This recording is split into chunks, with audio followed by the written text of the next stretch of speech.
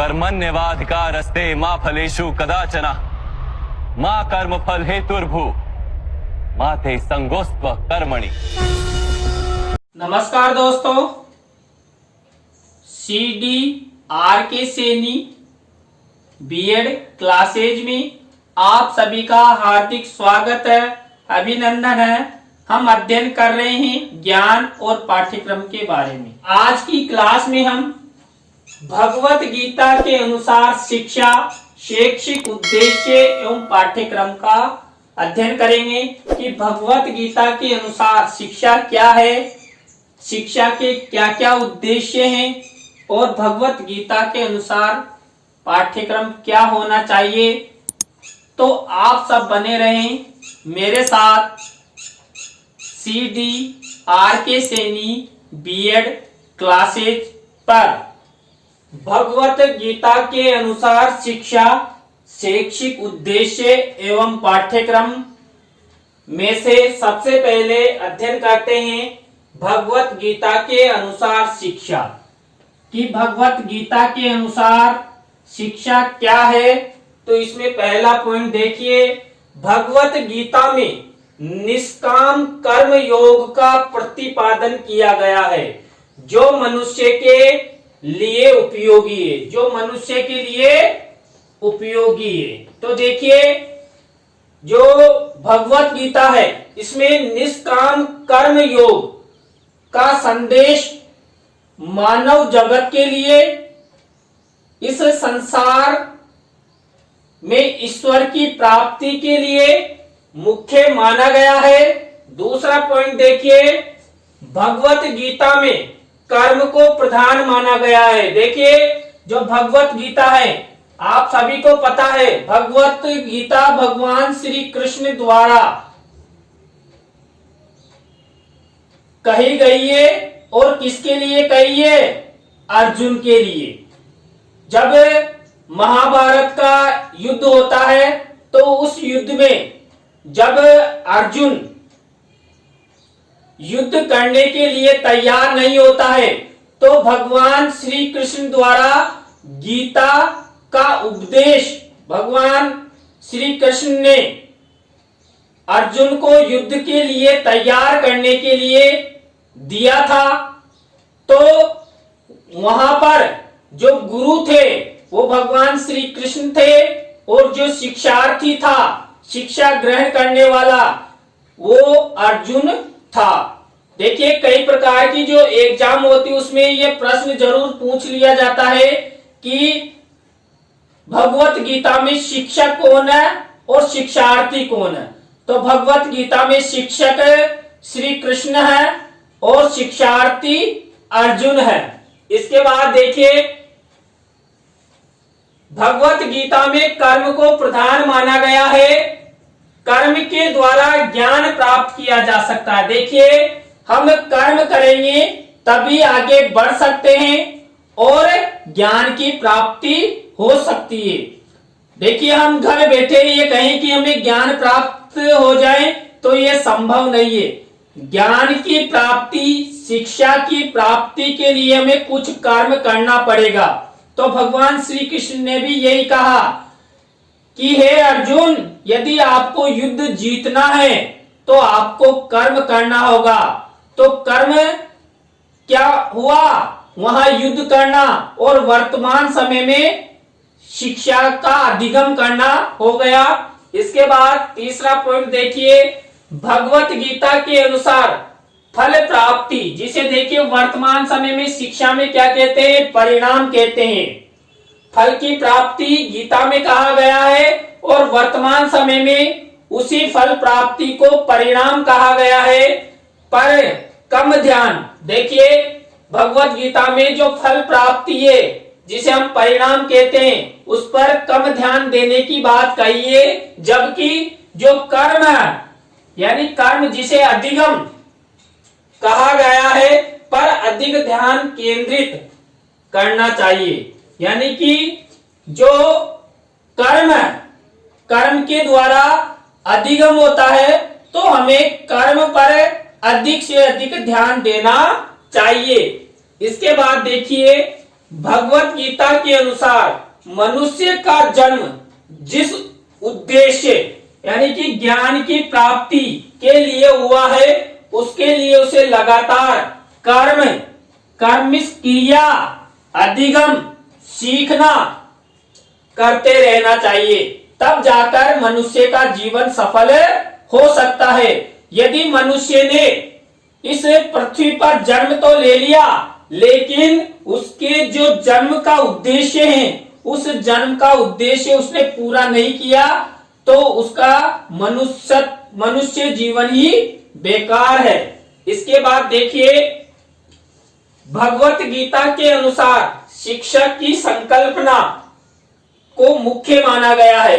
देखिए इसमें क्या है, गीता का जो पूरा सार है, भगवान श्री कृष्ण जो गीता के शिक्षक थे, उनके द्वारा कहा गया है, शिक्षार्थी द्वारा जो अर्जुन था, कम से कम प्रश्न उसके द्वारा पूछे गए हैं, अधिक शिक्षा भगवान श्री कृष्ण द्वारा अर्जुन को प्रदान की गई है।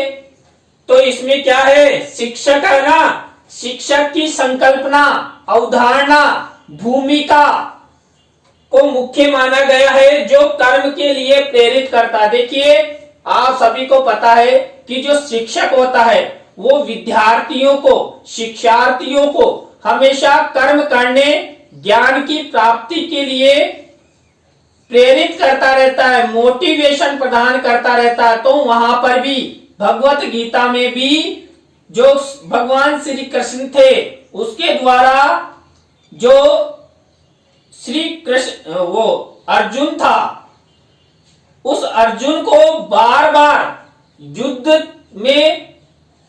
युद्ध के लिए तैयार होने के लिए बार बार शिक्षा प्रदान की गई, और युद्ध में तैयार करने के लिए भगवान श्री कृष्ण ने अनेक प्रयास, अनेक कर्म, अनेक शिक्षा द्वारा उसे तैयार करने के लिए प्रेरित किया, प्रयास किया। इसके बाद देखिए, भगवत गीता में मनोवैज्ञानिक सिद्धांतों के अनुसार शिक्षा प्रदान की गई है। जो देखिए हमारी भगवत गीता है, जो अति प्राचीन है, हमारा प्रमुख ग्रंथ है, उपदेश सार है, इसमें भी क्या है, उस समय मनोवैज्ञानिक सिद्धांतों का उपयोग किया गया है। जो एक शिक्षक द्वारा जो विद्यार्थियों को ज्ञान प्रदान किया जाता है कि किस तरह मनोवैज्ञानिक सिद्धांतों के अनुसार ज्ञान प्रदान किया जाए, जिससे बालक में रुचि उत्पन्न हो जाए और वो अधिगम करने, शिक्षण करने के लिए तैयार हो जाए। तो वहां पर भी भगवान श्री कृष्ण ने मनोवैज्ञानिक सिद्धांतों का उपयोग करते हुए जो अर्जुन था, जो युद्ध के लिए बिल्कुल डर गया था, मना कर दिया था, उसको युद्ध करने के लिए तैयार कर दिया।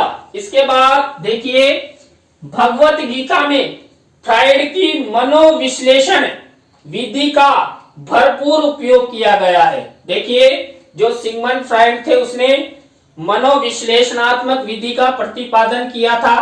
तो वहां पर भगवत गीता में भी भगवान श्री कृष्ण ने अर्जुन को युद्ध के लिए तैयार करने के लिए अनेक संश्लेषणात्मक तरीके, विधियां अपनाई, जिससे अर्जुन युद्ध के लिए तैयार हो गया। यदि भगवान श्री कृष्ण जो एक शिक्षक की भूमिका निभा रहे थे, वो अर्जुन जो शिक्षार्थी था, उसको मनोवैज्ञानिक सिद्धांतों के अनुसार संश्लेषण के माध्यम से उन्हें शिक्षा प्रदान नहीं करता, प्रेरित नहीं करता, तो हो सकता था वो महाभारत का युद्ध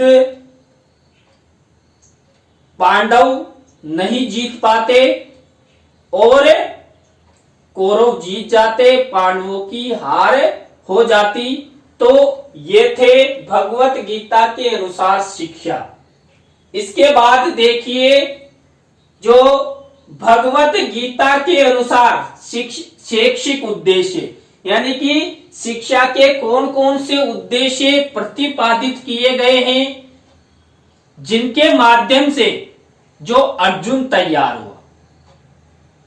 देखिए, ऐसे देखा जाए तो गीता के उपदेश अर्जुन के लिए न होकर पूरे संसार के लिए महत्वपूर्ण है। भगवत गीता में कर्म को प्रधान मानकर जो शिक्षा के उद्देश्य प्रतिपादित किए गए हैं उनमें पहला उद्देश्य है ब्रह्म की अनुभूति करवाना। देखिए, ब्रह्म यानी कि सत्यता की अनुभूति कराना। जिस व्यक्ति में ब्रह्म सत्यता की अनुभूति हो जाती है वो क्या उचित है क्या अनुचित है इसके बारे में वो जान जाता है, समझ जाता है और उसका जो उद्देश्य है, उसका जो कर्म है उसके लिए प्रेरित हो जाता है। दूसरा उद्देश्य है मनुष्य को अज्ञान से मुक्ति। देखिए, भगवत गीता के अनुसार दूसरा शैक्षिक उद्देश्य है अज्ञान से मुक्ति। देखिए, वर्तमान समय हो या पौराणिक समय हो, मनुष्य अज्ञानता का शिकार होता रहा है। एक जो विश्व प्रसिद्ध धनुर्धर था, कौन है? अर्जुन, वो भी अज्ञानता से ग्रसित हो गया था। तो भगवत गीता में मनुष्य को अज्ञानता से निकालने का कार्य भी किया जाता है। तो मनुष्य को अज्ञान से मुक्ति का शैक्षिक उद्देश्य भगवत गीता में रखा गया है। इसके बाद कर्म द्वारा अधिगम। देखिए, कर्मण्येवाधिकारस्य मा फलेषु कदाचन है। तो देखिए, कर्म को प्रधान माना गया है भगवत गीता में और कर्म के द्वारा ही अधिगम यानी सीखने को, ज्ञान प्राप्ति को मुख्य माना गया है। तो कर्म द्वारा अधिगम का उद्देश्य रखा गया। इसके बाद कर्म ज्ञान सत ज्ञान की प्राप्ति। देखिए, कर्म होता है, कर्म के द्वारा ज्ञान प्राप्त होता है और ज्ञान के द्वारा सत की जो सत ज्ञान है उसकी प्राप्ति होती है। यानी कि कर्म के द्वारा ज्ञान प्राप्त होता है, ज्ञान के द्वारा सत्य ज्ञान या सत्य की प्राप्ति हमें होती है। तो कर्म ज्ञान सत्य ज्ञान की प्राप्ति का उद्देश्य भगवत गीता में रखा गया है। पांचवा है गीता ज्ञान द्वारा भेद अभेद को जानना। देखिए, जो मनुष्य होता है ना, भेद और अभेद के बारे में नहीं जानता है, वो जो मानसिक रूप से इतना विक्षिप्त हो जाता है, इतना ये मानो टेंशन में आ जाता है कि वो भेद और अभेद यानी मुझे क्या करना चाहिए और मुझे क्या नहीं करना चाहिए, ये मेरे रिश्तेदार है कि ये मेरे रिश्तेदार नहीं है, मुझे वर्तमान समय में मेरे रिश्तेदारों के सामने यदि मैं खड़ा हूं तो मुझे क्या करना चाहिए या क्या नहीं करना चाहिए, इसमें भेद और अभेद को नहीं पहचानते हैं। तो भगवत गीता में गीता ज्ञान द्वारा भेद अभेद को जानने के का उद्देश्य रखा गया है। इसके बाद समग्र व्यक्तित्व का निर्माण। देखिए, गीता ज्ञान द्वारा व्यक्ति का समग्र विकास होता है, शारीरिक, मानसिक, बौद्धिक, आर्थिक, सामाजिक रूप से मनुष्य का, मानव का समग्र विकास होता है। नेक्स्ट है कर्म द्वारा ईश्वर, जिसे हम ज्ञान कहते हैं, ब्रह्म कहते हैं, सत्य कहते हैं, की प्राप्ति। देखिए, कर्म के द्वारा व्यक्ति ईश्वर को प्राप्त कर सकता है, ज्ञान को प्राप्त कर सकता है, सत्य को प्राप्त कर सकता है, ब्रह्म को प्राप्त कर सकता है। तो इसके बाद देखिए, ज्ञान द्वारा सामाजिक परिवर्तन हो जाता है। देखिए, गीता में ज्ञान द्वारा सामाजिक परिवर्तन की बात कही गई है। देखिए, सामाजिक परिवर्तन, देखिए सबसे पहला परिवर्तन तो अर्जुन में हो गया, जो ज्ञान के द्वारा युद्ध के लिए तैयार हो गया। इसके बाद देखिए, शिक्षा द्वारा कुसमायोजन की समाप्ति। देखिए, गीता में जो कुसमायोजन के बारे में श्लोक प्रस्तुत किया गया है, उपदेश प्रस्तुत किया गया है, तो कुसमायोजन की प्राप्ति ज्ञान के द्वारा, शिक्षा के द्वारा, सत्य के द्वारा, ब्रह्म की प्राप्ति के द्वारा दूर की जा सकती है। इसके बाद परिश्रम द्वारा शिक्षा की प्राप्ति। देखिए, बिना परिश्रम ये कुछ नहीं मिलता है। यदि अर्जुन द्वारा युद्ध नहीं किया जाता, परिश्रम नहीं किया जाता, भगवान श्री कृष्ण द्वारा भगवत गीता का उपदेश अर्जुन को नहीं सुनाया जाता, तो पांडव हार जाते। तो देखिए, इसमें हमने भगवत गीता के अनुसार शिक्षा और शैक्षिक उद्देश्यों के बारे में अध्ययन किया। अब हम अध्ययन करेंगे भगवत गीता के अनुसार पाठ्यक्रम, यानी कि भगवत गीता के अनुसार शिक्षा का क्या पाठ्यक्रम होना चाहिए। भगवत गीता के अनुसार जो शिक्षा का जो पाठ्यक्रम है वो किस प्रकार होना चाहिए। देखिए, वहां पर पाठ्यक्रम कोई निर्धारित नहीं किया गया, लेकिन विद्वानों ने, विचारकों ने जो गीता के उपदेश का सार का अध्ययन कर एक शिक्षा का पाठ्यक्रम निर्धारित किया है भगवत गीता के अनुसार।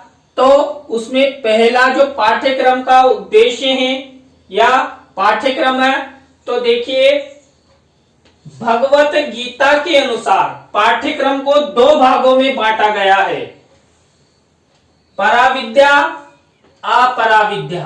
देखिए, जो भगवत गीता है उसमें पराविद्या और अपराविद्या के बारे में बताया गया है। तो विद्वानों ने भी जो शिक्षा का जो पाठ्यक्रम है उसको दो भागों में डिवाइड कर लिया, पराविद्या, अपराविद्या। इसके बाद दूसरा है अपराविद्या के माध्यम से विज्ञानों का अध्ययन किया जाता है, यानी कि जो वैज्ञानिक अस्त्र शस्त्र होते हैं उनका ज्ञान प्रदान किया जाता है, तकनीकियों का ज्ञान प्रदान किया जाता है। इसके बाद मन, बुद्धि एवं अनुभवात्मक ज्ञान के पाठ्यक्रम की प्रधानता है। किसमें? इसमें अपराविद्या में जो भगवत गीता है उसमें मन, बुद्धि एवं अनुभवात्मक ज्ञान के पाठ्यक्रम की प्रधानता है। इसके बाद देखिए, पराविद्या द्वारा आत्मज्ञान की प्राप्ति का पाठ्यक्रम रखा गया है, यानी कि आत्म ज्ञान की जिसे प्राप्ति करनी है वो गीता के उपदेश, गीता का सार का अध्ययन अध्यापन करे तो उसे आत्मज्ञान की अनुभूति हो जाएगी। इसके बाद कर्म की प्रधानता का पाठ्यक्रम। देखिए, जो भगवत गीता है इसमें कर्म की प्रधानता का पाठ्यक्रम रखा गया है। संपूर्ण भगवत गीता में कर्म को ही प्रधान माना गया है और कर्म के द्वारा ही इस जीवन में सफलता का मार्ग प्रशस्त किया गया है और जीवन का मार्ग प्रशस्त होने से हमें हमारे लक्ष्यों, हमारे जो उद्देश्य हैं उनकी प्राप्ति होती है। इसके बाद सामाजिक उद्देश्य की प्राप्ति का पाठ्यक्रम। देखिए, समाज का कल्याण, जगत का कल्याण का उद्देश्य भगवत गीता में रखा गया था। उसी के अनुसार सामाजिक उद्देश्य की प्राप्ति का पाठ्यक्रम भगवत गीता में रखा गया है कि भगवान श्री कृष्ण ने कहा कि हे कौन्ते, यदि आपको जगत का विकास करना है तो आप अपने शस्त्र उठाइए और युद्ध के लिए तैयार हो जाइए। तो भगवत गीता में भी सामाजिक उद्देश्य की प्राप्ति का पाठ्यक्रम निर्धारित किया गया है। समाज के लिए, जगत के लिए, जगत के कल्याण के लिए जो उचित है उस उचित कार्य को आप कीजिए। इसके बाद देखिए, सत असत में भेद अभेद जानने का पाठ्यक्रम। देखिए सत्य क्या है, असत्य क्या है, सत्य और असत्य में क्या भेद है, क्या अभेद है, इस विषय को जानने का पाठ्यक्रम भी भगवत गीता में रखा गया है। इसके माध्यम से यदि मनुष्य सत्य और असत्य के बीच में भेद और अभेद को जान जाता है तो वो अपना जीवन सफल कर लेता है, उसे ज्ञान की प्राप्ति हो जाती है, उसे ईश्वर की प्राप्ति हो जाती है। भगवत गीता में भगवान श्री कृष्ण ने यही कहा है कौन्ते आप क्या हो, कुछ नहीं हो, जो कुछ है वो सब मेरा है, मेरे द्वारा आपको प्रदान किया गया है। तो आपको विचलित नहीं होना है। मैं कह रहा हूं आप कर्म कीजिए, आपका जो कर्म है, आपका जो जन्म हुआ है उसके अनुसार कर्म कीजिए। इसके बाद छात्रों की रुचि एवं क्षमताओं के अनुसार शिक्षा प्रदान करने का पाठ्यक्रम भगवत गीता में रखा गया है। भगवान श्री कृष्ण ने अर्जुन से कहा, हे अर्जुन आप में युद्ध करने की रुचि है, आप में युद्ध करने की क्षमताएं हैं, आप में इस जगत का कल्याण करने की क्षमताएं हैं, तो आप शस्त्र उठाइए और युद्ध कीजिए। आप इस संसार में जो जगत भलाई का कर्म करना चाहते हैं उस कर्म को अपना प्रमुख उद्देश्य, प्रमुख लक्ष्य बनाते हुए करिए। इसके बाद ज्ञान योग शक्ति का पाठ्यक्रम। देखिए जो भगवत गीता है इसमें ज्ञान के बारे में, योग के बारे में और शक्ति के बारे में प्रमुखता से वर्णन किया गया है। तो भगवत गीता में ज्ञान योग और शक्ति का पाठ्यक्रम प्रमुखता से हमारे विद्वानों, हमारे विचारकों ने माना है कि शिक्षा में ज्ञान योग और शक्ति का पाठ्यक्रम होना चाहिए। लास्ट है आत्मज्ञान का पाठ्यक्रम। आत्मज्ञान यानी आध्यात्मिक ज्ञान। आत्मज्ञान की प्राप्ति पर मनुष्य का जीवन सफल हो जाता है। भगवान श्री कृष्ण ने भी अर्जुन से कहा, हे अर्जुन यदि आप में आत्मज्ञान हो गया है कि आपको क्या करना है या क्या नहीं करना है, आपके लिए क्या उचित है क्या अनुचित है, ये आप में आत्मज्ञान हो गया है तो आप तैयार हो जाइए। किसके लिए? युद्ध के लिए। इस संसार में आप सोच रहे हैं कि ये मेरा है ये तेरा है, कुछ नहीं है, सब ईश्वर की सत्ता है, ब्रह्म की सत्ता है, सत्य की सत्ता है। तो आज की क्लास में हमने भगवत गीता के अनुसार शिक्षा का अध्ययन किया, उसके शैक्षिक उद्देश्यों का अध्ययन किया और पाठ्यक्रम का अध्ययन किया। आपको वीडियो कैसा लगा? लाइक, कमेंट्स और वीडियो को शेयर जरूर करें। तो नए टॉपिक के साथ हम आपसे फिर मिलेंगे। धन्यवाद।